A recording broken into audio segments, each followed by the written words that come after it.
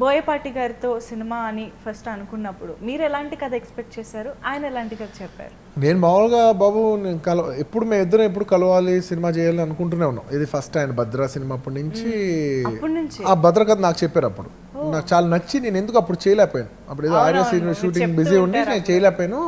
And అప్పుడే Arya take off అయింది. So నేను అన్నాను సినిమా నాకు లేట్ అయిపోద్ది, మీరు ఇంత లోపల చేస్తారంటే బోయపాటి దిల్ రాజు గారు చెప్పిస్తాను. దిల్ రాజు గారు చెప్పించాను.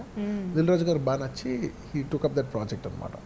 సో అందుకు కథ వినిపించినందుకు ఆ సినిమాలో కూడా ఫస్ట్ థ్యాంక్ యూ కార్డ్ నాకే పడుతుంది. సో ఆయన అప్పటి నుంచి అనుకుంటున్నాం.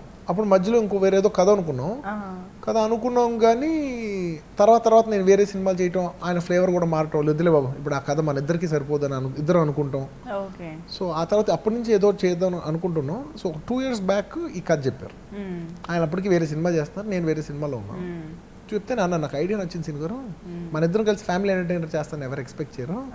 అట్ ది సేమ్ టైం ఈ ఫ్లేవర్ పోవట్లేదు, అది నాకు నచ్చింది. ఆ మంచి బ్లెండ్ చాలా బాగుంది, ఇదే చేద్దాం, ఇదే వర్క్ చేయండి. నేను అప్పటికప్పుడు వర్క్ చేసుకుంటూ అంతా అయిన తర్వాత వర్క్ చేస్తాను బాబు అని ఎప్పటికప్పుడు చెప్పేవారు.